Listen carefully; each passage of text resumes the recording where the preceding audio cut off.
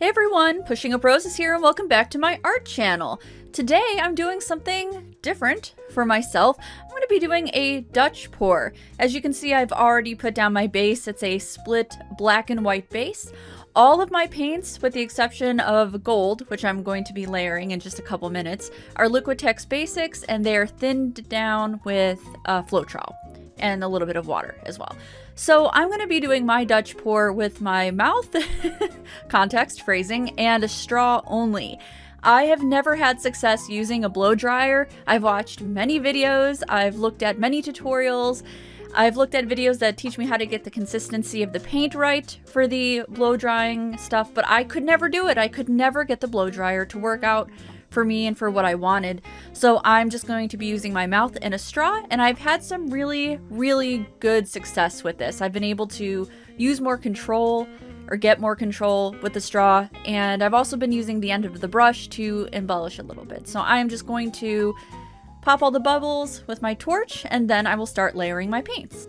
Okay, so I'm going to be doing a fire Dutch pour because you guys know how I feel about red and black and white. They're some of my favorite color combinations. I'm going to be starting with Crimson Red, again, all Liquitex Basics. And then this color I have here is a combo of Cadmium Light Red and Cadmium Orange. You may not be able to see it on camera, but it's a very vivid orange I got by mixing them. I'm just drizzling my 24K Extreme Sheen by DecoArt on there because when you mix the metallic in there with white, for some reason, you know how it gets these very strange, cloudy, almost webbing effects.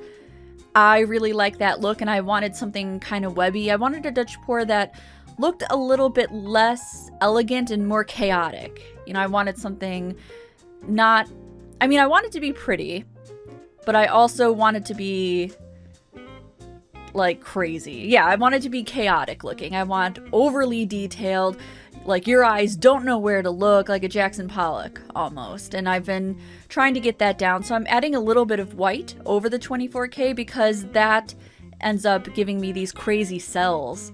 Not that I would always want cells for a fire pour, but in this case, I did. So that's what I did. And now I'm just going to do another layer.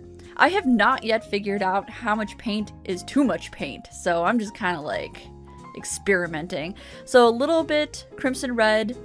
In retrospect, I think I should have added a little bit more crimson at the top and maybe less of... Oh god, what have I done?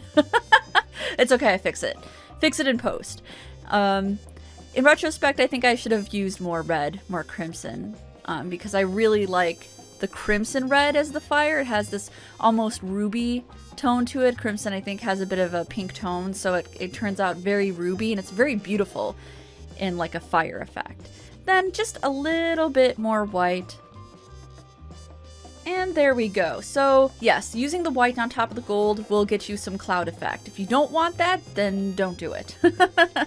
Don't put the white next to the gold. I don't know why. I don't know the science behind it. I don't know why it causes that reaction, but I've done enough experiments with this to know that it does. If I put white next to gold, and it can be gold white or white gold, I know I will get that effect. I know I will get some cloudiness and some very puffy looking cells.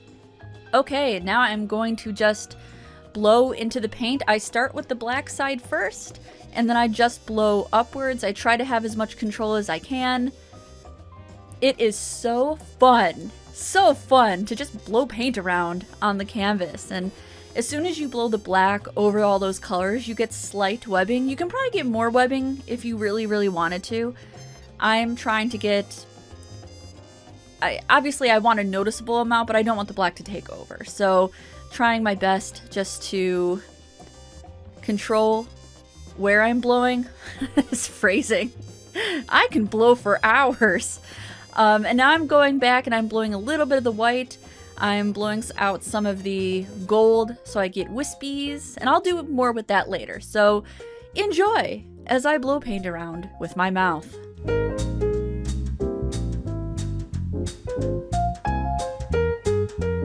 So I was pretty happy with the basic shape of this blowout. So now I'm just going to use my straw. It's a very thin straw that I just had left over from Starbucks or something. And I'm just making smaller, more direct wispies. And I think the reason I don't like using a blow dryer is because your paints have to be very thin, I've noticed. And Molly's Artistry does a great video about how thin to make your paints for a Dutch pour, especially if you're using the blow dryer. I just could never get mine thin enough. It was a very helpful video, but I still couldn't do it for some reason.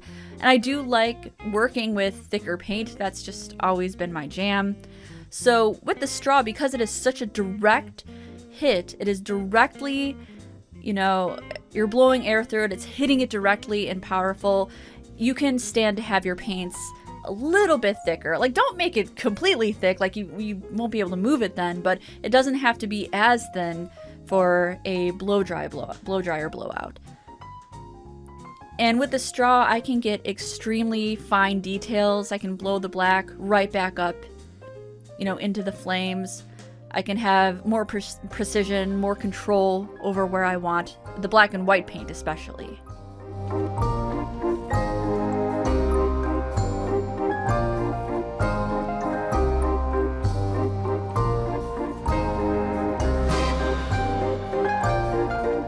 So while I'm doing this, I'm just going to show a couple other pictures of some Dutch pours I did just with the straw. This is one of the times I used my mouth, and the reason I did that is because the straw is very precise. It's only a small section of paint that you're moving, and that's why I'm using it for the wisps. This is one of the ones I used with my mouth because I got more paint to flow over the surface. I got more paint moving. Here's just a few pictures of some of the other ones that I did. They're both flame inspired because I love red. I love black and white, so this is just a very striking color combination for me. And the first one was done with just the straw only, and as you can see, this one is not as celled up, and that's because I did not put white over the gold. Like I said, I don't know the science behind it, but if you put the white over the gold, you're gonna get those cloudy cells. And then the second one, I did just a little bit of mouth blowing. Jesus, I'm gonna get demonetized for very naughty, scandalous commentary. I did this with mouth blowing, and I also used the straw for a lot.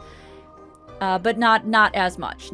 So that's why the one I'm working on now it just has all of these beautiful cloudy cells.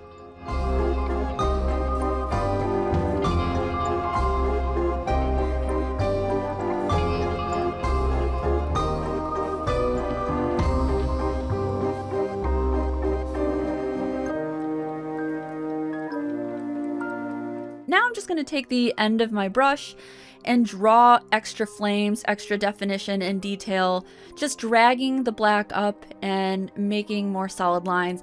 I am a big fan of jarring contrast. That is why all of my paintings are very bold. I'm not a big fan of delicate paintings. They definitely have their place, and a lot of artists I follow do these amazing delicate paintings. But my paintings, they always come from what I'm feeling and my emotions are always high and messed up. Thus, my paintings are always high contrast, really chaotic, and highly detailed. So I really like taking the end of the brush and adding those extra bold lines, adding the extra flames. I don't know if this painting necessarily needed it, but you can also take your stick and draw the white back in as well. Looking back, you know, now that I'm actually watching the footage, I don't think it necessarily needed it, but just for the video, I'm just showing you that you can do that. You can play with both sides of the split to get extra detail. Now I'm just going in with some extra white. I thought maybe the flames were a little bit too thick, composition was a little bit uneven, so I just added a little drop of white. Using my straw, I'm just kind of trying to blow out some of the places where I thought it got just a little too uneven, a little too messy.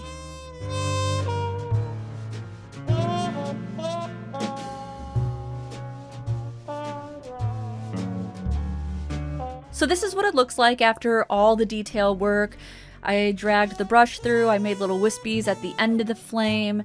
It's looking pretty good, but I still thought that the composition was a little uneven, particularly near the top. So I decided I was just gonna cover some of that up with white, and I'm just gonna show you how to do that if you need to correct a Dutch pour, if you need to take something away. it's pretty easy because I'm just using solid colors for the split, you know? So literally just taking my craft stick and wiping it out.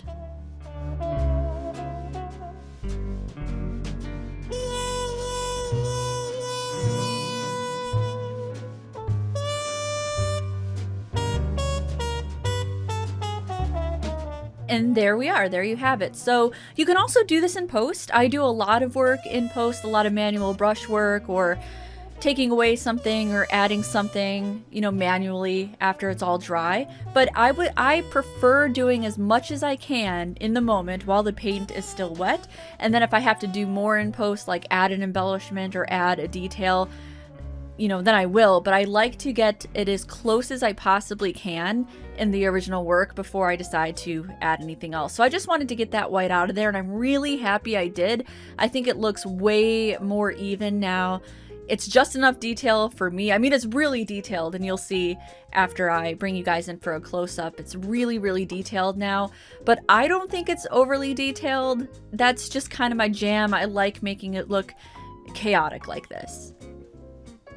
Alright, you guys, I'm just touching up the sides now, and touching up the sides is something I actually do in post a lot. But, you know, again, I'm trying to get everything as close as I possibly can, but I probably will repaint the sides, you know, white and black to make it even. But this is my result. I am so thrilled that I finally got a Dutch pour to work for me and my style, something I'm really happy with doing.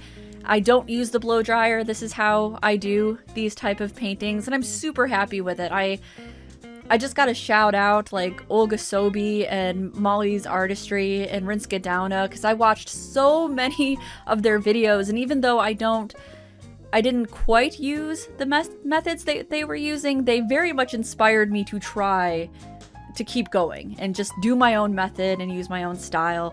This is what it looks like. Let's just do a quick close-up. The camera is not even really capturing some of that beautiful red color. There's way more red coming through, and it's kind of a pinkish red. But yeah, I love the cloudiness. I love that these cells are big and they have highlights in them because I added the white so it looks like they have highlights. I love the wispies. I really, really like this method. I'm having a lot of fun with it, and it's still something that's in my style, in the Pushing Up Roses style. So thank you guys so much for watching. I can't wait to do more with this. I'm going to post some pictures, of course, so you can see what it looks like in picture form, because I think that captures the color and the detail a bit more. And if you have a question, leave a comment. I will try to answer that. And as always, I will see you in the next one. Bye!